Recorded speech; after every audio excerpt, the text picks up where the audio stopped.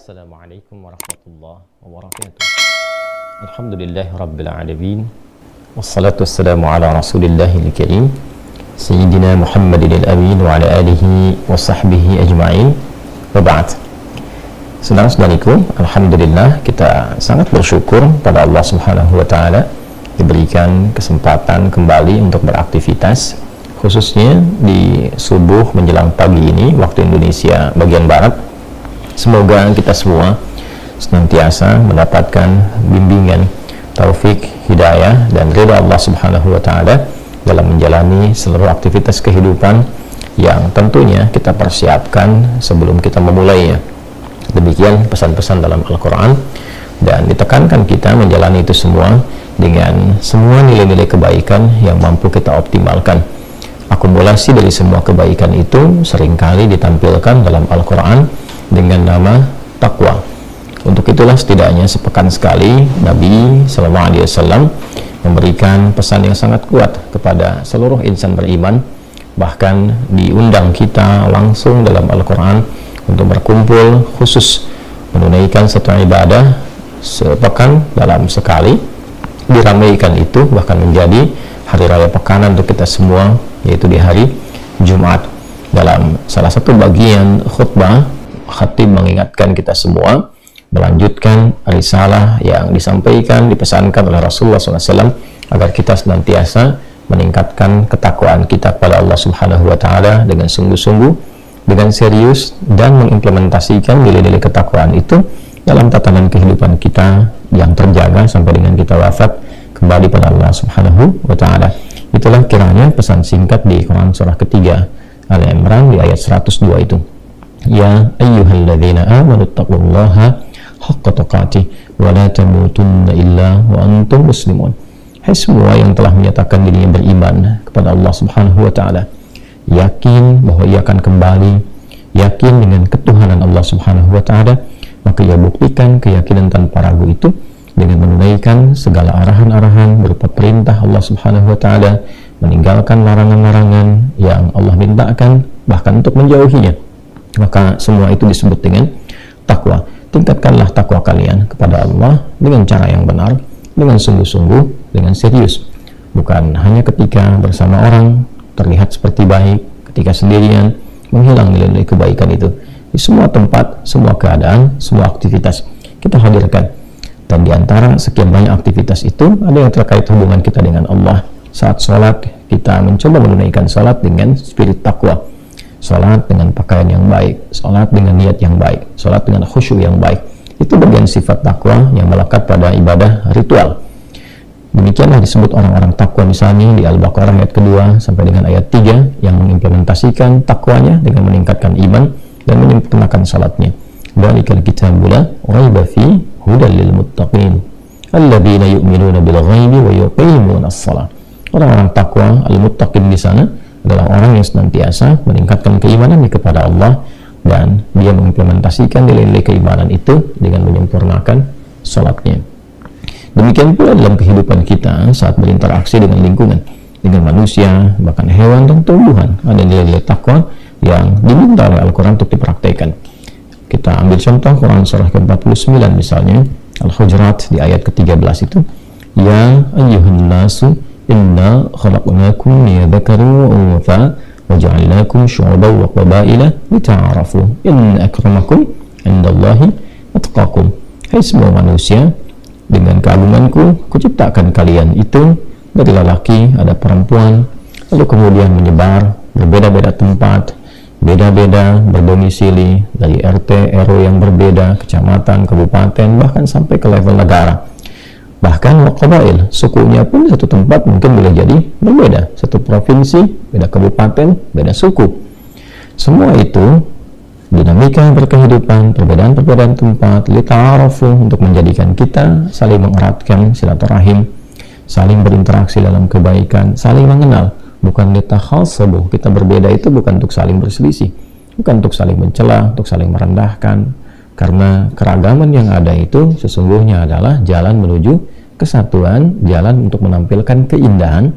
Bayangkan kalau semua sama, tidak ada keragaman, tak ada keindahan.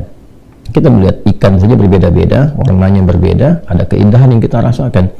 Maka berbeda-beda tempat, beda domisili, Masya Allah, ada beda budayanya, ada dari sisi bahasanya, ada keunikan-keunikan yang ada, sehingga melengkapi berbagai warna itu menuju pada satu keindahan yang bisa dirasakan bersama. Tapi kapan itu semua bisa terasakan? Inna akramakum indallahi atqakum, yaitu ketika kita mampu menampilkan nilai-nilai ketakwaan, value takwa itu kita praktekkan karena Allah Subhanahu wa taala. Di takwa ada penghormatan, di takwa ada tenggang rasa, di takwa ada toleransi yang diatur oleh Allah secara langsung, di takwa ada kedisiplinan, di takwa ada saling membantu dalam kebaikan. Jika itu kita praktekkan dalam konteks hubungan kemanusiaan, kasih sayang yang baik didasarkan pada ketaatan pada perintah Allah Subhanahu wa taala, maka muncullah harmoni dalam kehidupan yang bisa kita gali. Nah, itu kita pertahankan secara tunduk patuh pada ketentuan Allah sampai kita wafat. Wala tamutunna illa wa antum muslimun. Satu ayat ini saja yang dipesankan dalam setiap kesempatan Jumat itu. Saya punya keyakinan, dan kita semua punya keyakinan tanpa ragu bahwa insya Allah kita akan menjadi pribadi yang lebih baik, paripurna dalam kemuliaan, dengan Allah baik, dengan manusia, dengan lingkungan baik, menjaga itu sampai meninggal dan wafat dalam keadaan husnul khatimah, akhir yang baik. Namun tentunya dalam prakteknya tidak sedikit tantangan yang bisa kita lalui, kadang persoalan juga muncul, dan kita memerlukan bimbingan-bimbingan supaya dapat tangguh lagi, mudah mengatasi persoalan dimaksud, lebih kuat secara mentalitas, sehingga optimisme untuk meningkatkan takwa dan semangat untuk menjaganya tetap optimal bisa kita hadirkan dalam berkehidupan.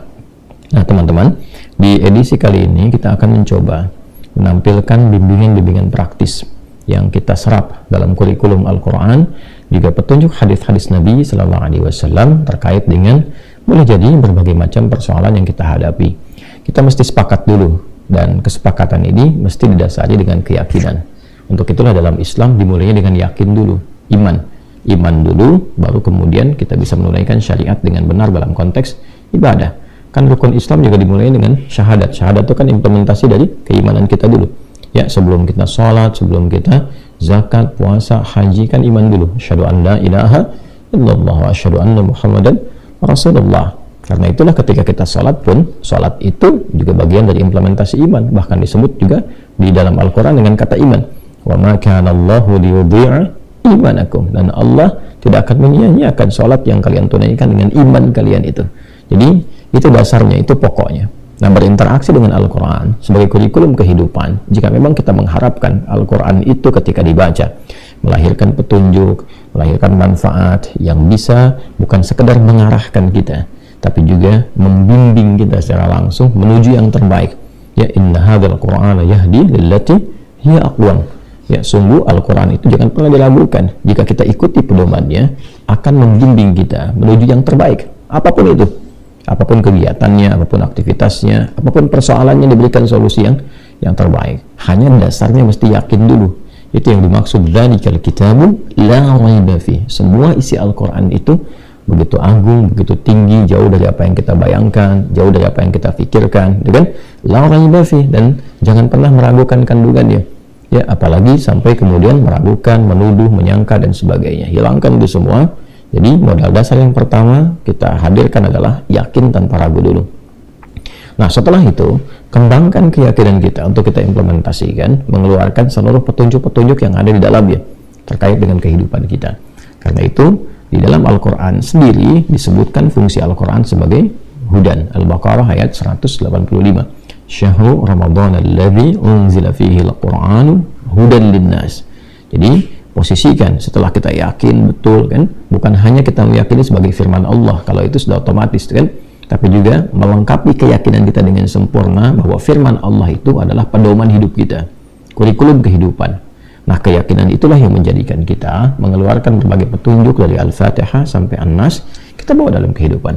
Ada petunjuk apa dalam kehidupan berkeluarga sebagai anak, ya, kemudian naik lagi laki-laki sebagai suami, perempuan sebagai istri, lalu sebagai ayah, ibu, dan tugas-tugasnya.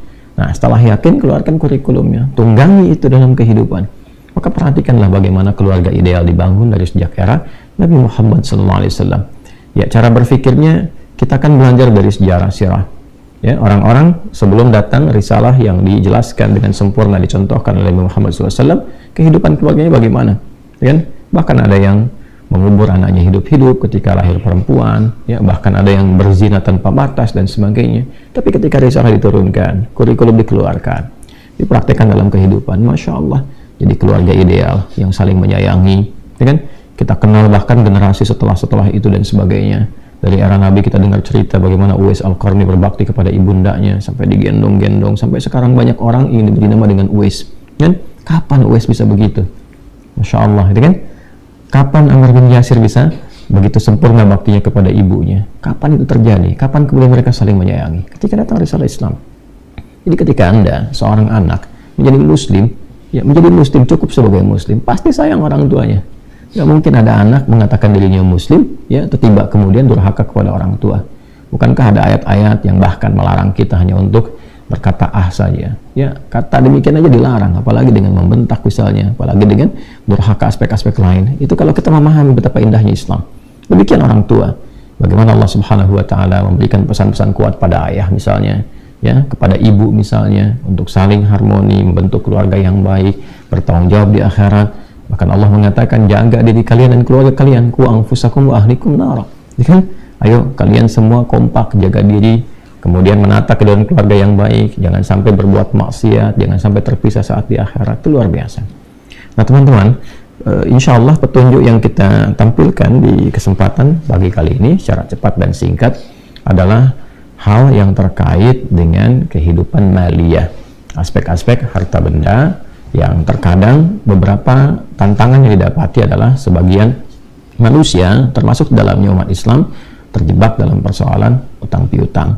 Dasar dari pembahasan ini seringkali ada pertanyaan yang kadang di dalam pertanyaan itu juga ada permintaan, bahkan tidak sedikit yang tuntutan, ya, seringkali juga kurang menempat gitu ya.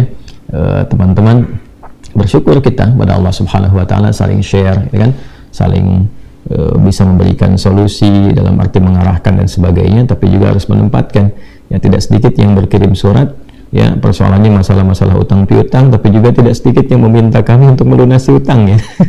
Kadang-kadang bagaimana cara berpikirnya gitu ya. Ya, kita berdoa kebaikan kepada Allah. Coba saya kan bukan orang-orang yang mendedikasikan hidupnya untuk harta gitu ya, kita kan untuk mengajar. Karena itu kita berikan panduan-panduannya, nanti di akhir juga kita bisa rumuskan bagaimana konsep ikhtiar dan sebagainya yang bisa didapatkan. Tapi sekali lagi kita coba hadirkan petunjuknya dulu, setelah itu mungkin kita ikhtiarkan. Mudah-mudahan Allah Subhanahu wa Ta'ala dengan ikhtiar dan keikhlasan yang kita lakukan bisa memudahkan jalan hidup kita, termasuk juga mengentaskan persoalan-persoalan terkait dengan harta benda, khususnya utang piutang. Petunjuk dalam Al-Quran tentang pengentasan utang piutang. Baik, bismillahirrahmanirrahim. Teman-teman, tidak ada satupun persoalan dalam kehidupan yang tidak kita dapati solusinya. Dan betapa berbahagia kita, betapa indahnya Islam, tidak ada satupun persoalan dalam kehidupan kecuali dihadirkan solusi dan jawabannya. Bahkan itu dimulai sejak Nabi Sallallahu Alaihi Wasallam diberikan risalah pertama yang berkelanjutan, sempurna isinya, dan dipraktekkan melintasi zaman. Semuanya sesuai dengan keadaan kita. Dan Masya Allah, itu menunjukkan kebenaran risalah Islam. Bukan kreasi Nabi, bukan karang-karang Nabi, tapi memang hadir dari petunjuk Allah Subhanahu wa Ta'ala yang mengetahui seluk-beluk kehidupan kita. Nah, terkait dengan utang piutang yang kiranya ada kesulitan-kesulitan tertentu dari sebagian orang untuk bisa mengatasi itu semua, maka kita akan hadirkan beberapa doa-doa yang mengoneksikan kita dengan Allah Subhanahu wa Ta'ala, yang kemudian kita implementasikan dalam konteks kehidupan kita. Nah, sekarang kita akan masuk kepada zikirnya saja, zikir pengentas utangnya dalam Al-Quran, juga dalam hadis seperti apa. Adapun bab-bab yang kenapa mesti berutang, kenapa begini, kenapa begitu, kita simpan dulu saja ya di pembahasan yang lain, karena nanti ada aspek-aspek juga yang mesti kita gali dalam beberapa hal. Ya, ada proses utang piutang yang dipraktikkan oleh Nabi juga di saat beliau berkehidupan, ya kan? Tapi juga itu diizinkan oleh Allah Subhanahu wa Ta'ala untuk memberi contoh kepada kita kapan harus berutang, kalaupun itu mesti dilakukan. Ya, bagaimana cara menutupnya? Ketika ada kesulitan, bagaimana cara memohonnya? Nah, kita masuk ke level ketiga dulu, ya, sebelum nanti insya Allah di lain kesempatan kita lengkapi 1 dan 2 seterusnya. Ini untuk menjawab beberapa persoalan-persoalan yang mendesak kadang-kadang dimintakan kepada kita untuk sharing. Baik, bismillahirrahmanirrahim. Kita mulai urutkan dulu teman-teman dari Al-Quran dan hadisnya. Ya, kita dalil, kita tunjukkan dulu. Kan temanya itu zikir pengentas utang kan? Ya, kita turunkan dulu. Ya, zikir pengentas utang. Ya. Nah, sebelum ke sini pengentas utang, ya, penghilang, gitu kan? Kemudian juga solusi untuk bisa baik itu melunasi, menyelesaikan dan sebagainya. Saya ingin fokuskan Anda kepada kata zikir dulu ini. Ini diksi yang seringkali ditampilkan oleh para ulama yang memang mengambil dari pengajaran Al-Quran secara langsung dan mencantumkan kata zikir itu sendiri. Ya, teman-teman, dari situ nanti kan kita tahu ada zikir pagi dan petang, gitu kan? Dan isinya kan doa-doa kan? Ya. Nah, zikir itu, zikir dari kata zakara asalnya, zal, kaf dan ra, ya. Zakara, kemudian sifatnya yang kita praktekkan, ya, menjadi sifat keterangan yang melekat dipraktekkan disebut dengan zikir. Ya, zakara yazkuru zikran. Ya, ini secara bahasa singkatnya seringkali diartikan dengan ingat. Ya, hal dzakarta syai'a, apakah kamu ingat, ya, tentang sesuatu itu? Ini kalau kita gali lebih dalam, sesungguhnya kata dzakara itu adalah proses mengoneksikan diri kita, ya, dengan objek tertentu. Ya, kita ingin mengoneksikan, menyambungkan misalnya keadaan diri kita, ya, dengan objek tertentu, apakah itu terkait dengan aspek ketuhanan pada khususnya, misalnya ingin mengoneksikan diri kita dengan Allah Subhanahu wa Ta'ala, kita sebagai hamba, Allah sebagai Tuhan yang hak misalnya, ya kan? Maka dalam bahasa Arab, bahkan dalam Al-Quran, konektivitas itu disebut dengan zikir. Makanya kenapa disebut dengan ingat? Karena saat ingat kita terkoneksi kan, ya kan? Ketika teman-teman ingat kejadian di masa lalu, kita terkoneksi dengan keadaan itu kan? Begitu terkoneksi, maka hadirlah kemudian beberapa gambaran-gambaran dalam diri kita yang membimbing kita untuk bersikap. Ya, antum siapa ya? Oh, ingat nggak? Kemarin kan kita pernah bertemu. Oh iya, begitu kita ingat, akhirnya kan di mana ya? Oh, di tempat ini jam sekian. Maka hadirlah gambaran-gambaran di benak kita, lalu membimbing sikap kita, ya, keadaan diri kita untuk merespon. Oh iya, antum si fulan, si fulan, si fulan. Lalu kemudian dari situ muncul perilaku-perilaku tertentu. Demikian ketika seseorang mengingat Allah Subhanahu wa Ta'ala dan terkoneksi, tersambung dengan kuat, maka datanglah kemudian petunjuk-petunjuk, ya, datanglah kemudian gambaran-gambaran yang hadir dalam jiwanya sebagai petunjuk untuk bersikap menyikapi persoalan yang ada dalam kehidupan, ya kan? Nah, implementasi bisa macam-macam teman-teman sekalian, ya.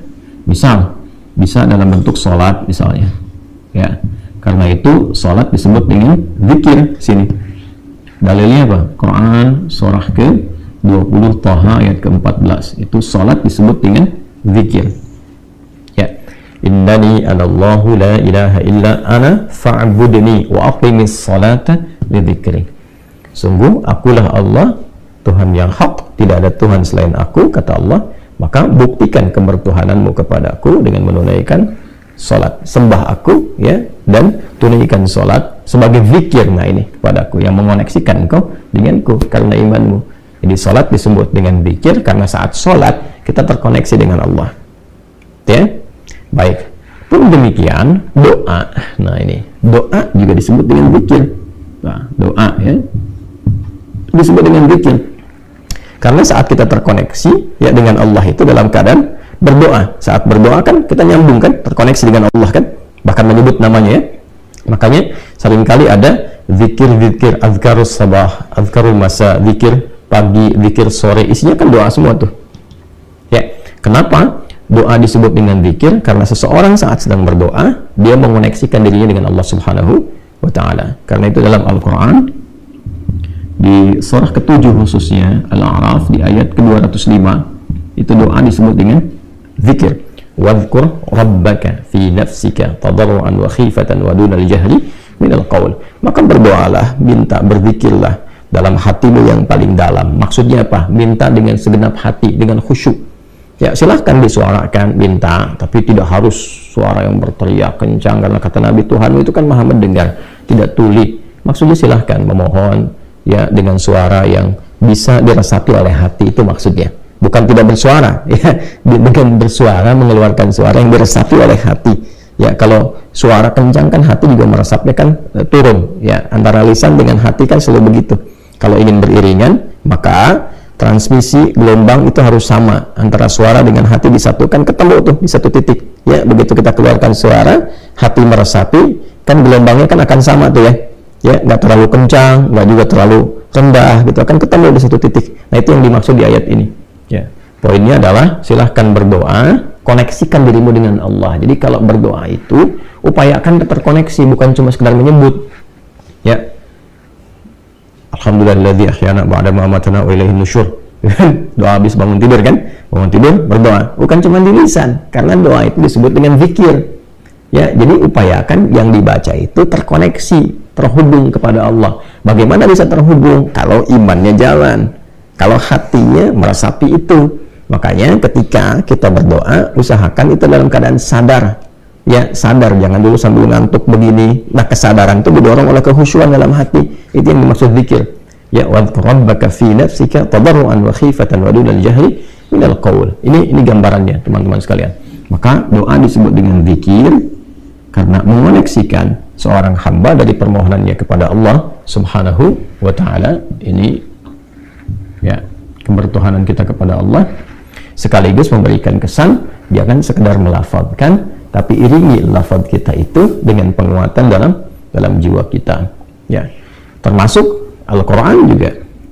Ya, ketika kita membaca, baik itu qiraat, ya, bahkan itu tilawah, bahkan itu hafalan. Ya, qiraat, mana dalilnya? Misalnya qiraat itu sekedar membaca. Bukankah saat kita membaca merasakan diri kita lebih terkoneksi dengan Allah kan? Ya, tandanya ada ketenangan dalam jiwa kita, sehingga konektivitas kepada Allahnya lebih kuat. Ya, apa dalilnya? Quran dalam konteks bacaan disebut dengan zikir. Quran surah ke-15 Al-Hijr. Quran surah ke-15 ayat ke-9. Inna nahnu nazzalna dzikra wa inna lahu lahafizun. Kan? Kami, kata Allah, dengan keagunganku yang menurunkan Al-Quran kepadamu. Kami di situ ta'zimun nafsi li ta'zimi sya'ni, dengan segala keagunganku, kan? Ya, diturunkan Al-Quran sebagai sesuatu yang dahsyat, istimewa, agung. Ya. Kemudian apa fungsinya? Ya, Quran itu sebagai zikir, nazzalna dzikra, zikra yang mengoneksikan engkau dengan Allah. Jadi kalau kita ingin terkoneksi dengan Allah, mendapatkan petunjuknya, gali banyak Al-Quran. Cara menggalinya bagaimana? Bisa baca dulu. Kalau nggak bisa baca, bagaimana mendapatkan petunjuknya? Setelah itu, nah ini dia. Setelah bisa baca, kemudian secara tematik kita keluarkan apa yang kita butuhkan dari Al-Quran. Ya, solusi apa? Apakah sedang sakit? Bagaimana minta kesembuhan? Apakah sedang dilihat utang piutang seperti bab kita? Bagaimana cara mengeluarkan ayatnya? Apakah sedang ada kesulitan tertentu dalam pekerjaan, kehidupan rumah tangga? Apa ayatnya? Babnya sudah ketilawah. Karena itu saat tilawah, ya, tuliyat itu kan, dibacakan, dipahami, didengarkan, ya, kemudian itu disebut juga dengan zikir. Ya, dari mana tahunya misalnya? Ya, kita lihat di Quran surah ketiga Ali Imran misalnya di ayat 191. Tuh. Alladzina yadhkuruna Allaha qiyaman wa qu'udan wa 'ala junubihim wa yatafakkaruna fi khalqis samawati wal ard. Ya, ulul albab itu siapa ulul albab? Orang yang paham sesuatu pada intinya. Dari mana bisa paham? Karena dia terkoneksi dengan Allah. Dia sering tilawah, sering berpikir, merenungkan sesuatu, meriset, membawa petunjuknya. Karena itu ketika dia meriset, terkoneksi dirinya dengan Allah. Ya, minta petunjuk, bertambah keimanan. Nah, tentang penambahan imannya terkait dengan tilawah itu ada di Quran surah ke-8 misalnya ayat kedua. dibuka dengan iman, diakhiri dengan tilawah. Innamal mu'minuna alladzina idza dzukirallah wajilat qulubuhum wa idza tuliyat tilawah alaihim ayatuhu zadatuhum imana wa ala rabbihim yatawakkalun. Jadi orang beriman tuh, insan beriman tuh ukurannya kalau disebutkan nama Allah ada konektivitas. Ya. Nah, nanti ada jawaban dalam hatinya, konfirmasi. Setelah itu dia bertilawah, begitu dibacakan ayat-ayat kepadanya, kan itu dibacakan saja bertambah imannya. Ya. Kemudian setelah itu apa? Konektivitasnya terjalin kuat, wa ala rabbihim tawakkalun. Demikian juga dengan hafalan. Jadi kalau kita sudah bisa baca, kemudian kita tilawahi, nah ada ayat-ayat yang kita praktekkan, dengan apa caranya? Ya dihafal. Ya kan? Nah, hafalan ini ada yang bentuknya hafalan-hafalan tematis. Misal dalam doa nih, kan ada ayat-ayat dalam Quran, kalau sakit baca apa? Ya kan? Supaya kita mudah, kan nggak harus di setiap situasi bisa pegang mushaf. Ya kan? Maka hafalkan ayat-ayat itu, kita bawa. Ya kan? Nah, ini gambaran contohnya. Maka saat kita akan bawa di setiap keadaan bisa kita praktekkan, maka hafalan mendorong kita untuk mempraktekkan dengan mudah. Nah, hafalan pun disebut zikir. 4 kali disebutkan dalam Al-Quran. Ya. Di Quran surah ke-54. Ya. Kita temukan teman-teman sekalian, ada 4 kali disebutkan ketika Allah berfirman, walaqad yassarnal Qur'ana lidzikri fahal mim muddakir. Ya, dengan menggunakan kata zikir. Saya ambil salah satu saja langsung di ujungnya di ayat ke-40. Ya. Jadi kalau kita ambil bagian ini, keseluruhannya kita gabungkan dan kita kembalikan ke tema kita tentang zikir pengentas utang, maka kita akan temukan bimbingan. 1. Ya. Apa yang dibaca? Zikirnya yang dimaksudkan apa yang dibacanya, dan bagaimana cara membacanya. Ya. 3, kapan. Nah, jelas ya? Nah, sedangkan kalau kita temukan kata zikir dalam Al-Quran, bentuknya menjawab semua bagian apa yang kita pertanyakan ini. Jadi saya gali dari dasar dulu ya, supaya kita paham, dan dengan pemahaman ini mempraktekannya akan berbeda dengan sekedar cuma saya sebutkan baca ini ya, baca itu ya, gitu ya. Saya ingin Anda mengerti, saya mengerti, kita mengerti saat membaca itu dasarnya apa. Nanti bisa mengajarkan kembali, itu bukan sekedar kita praktekkan. Dan ini dasarnya adalah keyakinan yang paripurna, jangan pernah ragu sedikit pun. Kita mulai saja cepat. Apa yang dibaca? Kalau terkait dengan apa, kita urutkan ke sini. Berarti kan kaitannya dengan doa ya. Baik ya. Zikir diantara maknanya adalah doa. Doa apa yang dibaca, yang diberikan petunjuk dalam Al-Quran, setidaknya untuk pengentasan utang piutang, ya kan? Itu gambarannya. Lalu masuk ke sini, bagaimana qiraatnya, seperti apa tilawahnya, dan konsekuensinya dihafalkan. Lalu setelah itu bagaimana membacanya dan kapan, saat dalam keadaan bagaimana kita bacakan. Yuk kita urutkan cepat ya teman-teman sekalian. Ya, kita akan mengacu praktek ini kepada apa yang diajarkan Rasulullah SAW. Karena syahadat kita kan begitu. Asyhadu an la ilaha illallah, kebertuhanan kita kepada Allah, wa asyhadu anna Muhammadan Rasulullah. Cara kita bertuhan, cara bertuhan kita kan mempraktikkan ibadahnya termasuk doanya adalah berdasarkan petunjuk Rasulullah SAW. Jadi kalau kita kaitan dengan Allah kita ambil dari Al-Quran, kaitan dengan Rasulullah kita ambil dari hadis. Prakteknya disebut apa? Sunnah. Jadi jalan yang kita ikutinya dalam praktek kesemuanya itu disebut dengan sunnah. Baik teman-teman, kita akan coba urutkan dulu ayat-ayatnya ya. Quran surah ke-71, surat Nuh ya. Saya kasih kurung untuk memperjelas surat Nuh. Jadi kalau nanti ada kekeliruan, teman-teman bisa langsung luruskan ya. Ayat 10 sampai dengan ayat 12. Sudah? Nah, pelan-pelan. Di halaman 570 sampai 571 ya. Kalau saya tidak keliru, dari kiri bawah sampai buka lagi ke atas satu tuh. Kemudian lanjut.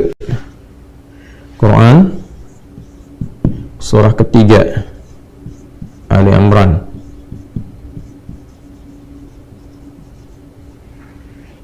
Ayat 26.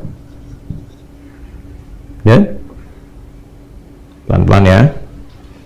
Kemudian Quran surat pertama Al-Fatihah. Ya, sebagai penutup ayat 1 sampai 7. Dan nah, sekarang praktek hadisnya.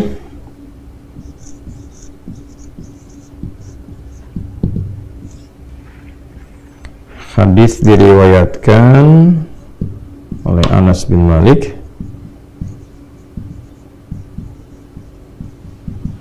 diteruskan oleh Al-Mundhiri. Saya tuliskan diteruskan ya, ya, kalau cuma dikasih kurung nanti salah persepsi. Oleh Al-Mundhiri, itu bisa dicek teman-teman. Kemudian ditemukannya,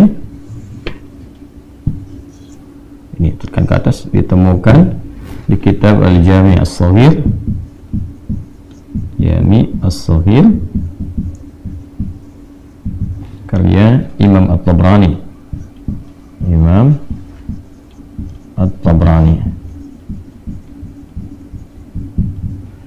nomor hadis 558. Yang mendapatkan pengajaran tentang doa ini adalah sahabat Mu'adz bin Jabal. Jadi kita lengkapi sampai ke sirahnya. Ya, jadi kalau kita nanti cari, kita temukan kitabnya di mana? Ini Jami' As-Shaghir nomor hadis 558. Rawinya siapa? Anas bin Malik. Yang meneruskan siapa? Al-Mundhiri. Yang mengalami siapa? Mu'adz bin Jabal radhiyallahu taala anhu. Nanti ini bisa dilacak. Itulah indahnya dalam Islam. Dalil ada, transmisi urutannya ada, terus bukti sejarahnya ada. Kan dilacak orangnya ada. Mu'adz ada enggak? Ada. Imam Tabrani ada enggak? Ada. Kitabnya juga ada. Al-Mundhiri ada enggak? Ada. Anas bin Malik ada. Di sirah bisa dilacak, kejadiannya bisa ditemukan, kapan, dalam keadaan apa, seperti apa. Itu indahnya dalam Islam. Ini nggak ada satupun persoalan kecuali ketika dijawab itu sanadnya tersambung semua. Itu prakteknya ada. Dan ini bukan rekayasa gitu. Itu indahnya dalam Islam, itu komplit semuanya. Ya. Yuk kita teruskan dulu teman-teman sekalian ya. Saya akan keluarkan dulu dari sisi Al-Qur'annya untuk membuka, lihat urutannya ya. Pertama Quran surat 71, surat Nuh ayat 10 sampai 12. Ya. Ini amalannya kita turunkan dalam bentuk amalan dulu ya. Satu, istighfar.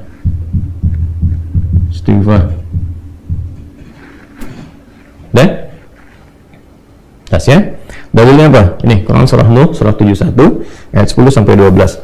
Faqul tastaghfiru rabbakum innahu kana ghaffara yursilis samaa'a 'alaikum midrara wa yumdidkum bi amwalin wa banina. Ya kan? Nah, ini dia poinnya. Wa yumdidkum bi amwalin, dan melapangkan urusan hartamu.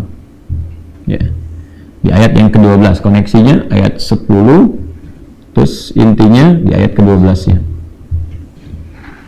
Faqul tastaghfiru rabbakum, maka aku mengatakan, ini lisan Nabi Nuh yang disampaikan oleh Al-Quran, bagaimana Nabi Nuh mengajak umatnya untuk memperbaiki diri, mengoneksikan kembali diri mereka kepada Allah, bertobat, ya, memperbanyak istighfar karena salahnya banyak. Nah, kemudian apa manfaat dari istighfar itu? Maka hal-hal yang terkait dengan kesulitan hidup kita, baik terkorelasi dengan alam misalnya, ya, ini kaitan dengan hujan, yang ayat 11-nya. Hujan misalnya belum turun, kemarau dan sebagainya. Boleh jadi ada keadaan yang tidak terkait dengan alam saja. Alam kan yang menundukkan Allah. Coba dicek. Boleh jadi mungkin ada perilaku masyarakatnya yang tidak Allah sukai, sehingga tertahanlah kemudian ya rizki dalam bentuk hujan itu dan tidak mengalir, sehingga diminta hamba itu terkoneksi kembali dengan Allah. Makanya kan ada salat istisqa kan, salat meminta hujan kan. Salat itu apa? Mengoneksikan kita dengan Allah. Dan diawali dengan apa semua itu? Dengan istighfar, dengan taubat dulu. Mungkin ada yang salah kan, yang Allah tidak sukai, ada dosa-dosa kumulatif tuh kan. Nanti ujiannya tuh pelan-pelan tuh. Alam tuh kalau bergerak itu kan nggak mungkin bisa bergerak kecuali atas izin siapa?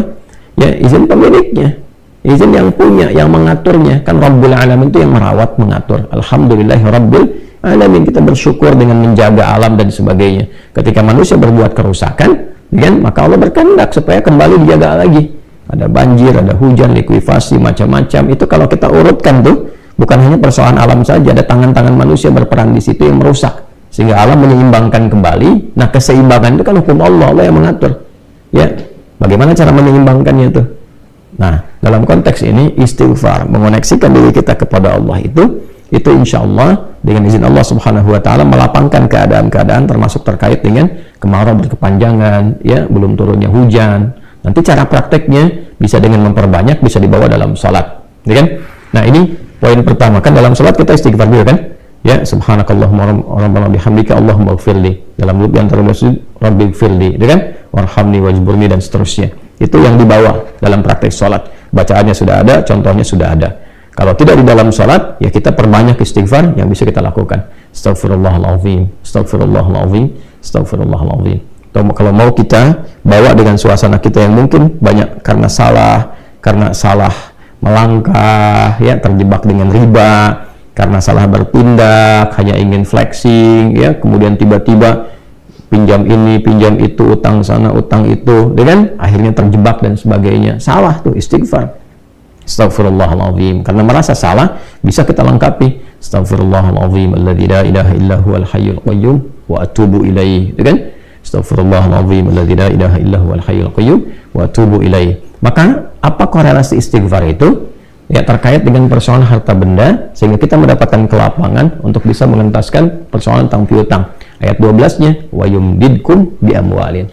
Maka Allah akan melapangkan kepada kalian bi amwalin, ya, dengan harta benda yang melimpah. Itu kelapangan harta. Kelapangan harta. Jelas ya? Ini dalilnya. Jadi dari ayat 10 sampai ke ayat 12. Bahkan itu bisa terus ke aset. Ya, kan seterusnya kan wajannatin dan kebun-kebun, aset-aset dan sebagainya. Artinya, bahkan dari keadaan terpuruk pun, kalau Anda benar ada kesadaran dalam diri untuk merubah pola hidup, lebih dekat dengan Allah, itu bukan cuma lunas, diganti oleh Allah dengan kelapangan yang lebih baik, yang membuat Anda nyaman dalam beribadah. Nah, cuma sekali lagi, cara prakteknya nanti dikembalikan ke sini, ke zikir. Ya, kan ini ke bagaimana nih, setelah apa yang dibaca, bagaimana cara bacanya, bukan sekedar baca. Mesti ada ketulusan, kesadaran, karena kan ketika bicara bagaimana, disebutnya zikir, bukan cuma doa, zikir. Ya, karena itu ketika mulai beristighfar dilakukan dengan benar-benar, dengan niat yang tulus, ini dengan niat yang tulus, dengan ikhlas. Maaf ya, bukan cuma di lisan, astagfirullah, astagfirullah, astagfirullah, astagfirullahaladzim alladzi la ilaha illa huwal hayyul qayyum wa atubu ilaih. Enggak. Rasakan segenap jiwa. Ya, apa yang salah selama ini, kan taubat itu kembali pada jalan yang baik, yang Allah sukai. Ada jalan yang salah ditempuh, pengen kembali, akui salah, sesali, minta ampun kepada Allah, ini salah ya Allah, gitu kan. Taubat dulu. Ya, taubat itu kan membuka sekat ya. Kalau saya kasih logika sederhana itu, saya kan sering gambarkan kalau ada, mohon maaf ya, gelas misalnya, saya tidak pandai menggambar dan seterusnya. Ini ya, ada bejana tertentu kan. Nah, ini kan kalau kosong dimasuki apa saja bisa masuk. Tapi kalau disekat ya, ditutup, ya gelas ada penutupnya. Kan mau masukin apa juga bisa, mental lagi, mental. Nah, orang-orang yang belum mendapatkan pengabulan dari Allah itu karena boleh jadi belum dapat itu karena mungkin tidak dikabulkannya itu bukan karena nggak dikabul, karena ada sekat ini. Jadi begitu Allah kabulkan misalnya itu mental lagi, hukumnya begitu, karena ada penutup. Nah, ini sekat ini maksiat namanya. Ya, maksiat yang dimaksud dalam hadis itu kan, ketika Nabi menyebutkan seseorang kan, ya, thumma dzakara rajula, mengisahkan seorang lelaki yutul safara asy'atha aghbara. Masih ingat nggak di situ? Ya, yang penuh dengan debu, gitu kan, berjalan panjang, yang mudu yadaihi ila sama, bermohon pada Allah, gitu kan, ya, dengan mengangkat tangannya.